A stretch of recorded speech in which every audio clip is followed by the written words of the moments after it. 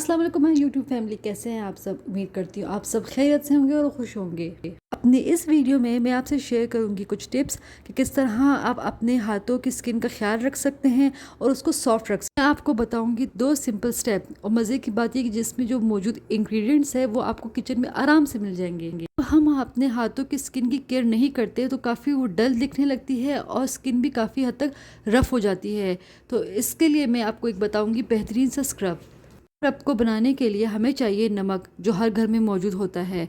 इसमें आपको ऐड करना है कोकोनट ऑयल।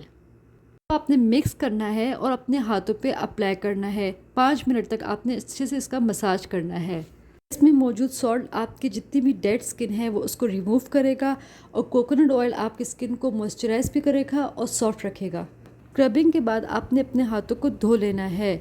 आप खुद फील करेंगे कि आपके हाथ काफ़ी हद तक सॉफ्ट हो जाएंगे। नेक्स्ट स्टेप के लिए हम बनाएंगे पैक। उसके लिए चाहिए आपको मिल्क पाउडर, उसमें ऐड करना है आपने राइस पाउडर।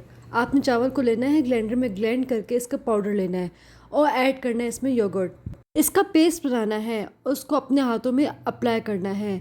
आपने इसका अच्छे से मसाज करके उसको 10 मिनट तक के लिए छोड़ देना है। ये पैक ना सिर्फ आपकी स्किन की डलनेस को दूर करेगा, आपकी स्किन को सॉफ्ट भी रखेगा और ब्राइट भी करेगा। 10 मिनट के बाद आपने अपने हाथों को धो लेना है। इस रेमेडी को आपने हफ्ते में 2 दफ़ा लाजमी करना है। यहाँ पे मैं एक चीज़ ज़रूर मेंशन करना चाहती हूँ कि वो बेशक आपका फेस की स्किन हो या हाथ या पाँव की, हर चीज़ केयर मांगती है। आप जितने भी एक चीज़ की केयर करेंगे आपको उसका अच्छा रिजल्ट मिलेगा। कोई चीज़ मैजिक नहीं होती, हर चीज़ के लिए आपको एफर्ट पुट करना पड़ता है। आप एफर्ट करेंगे तभी आपको इसका रिजल्ट मिलेगा।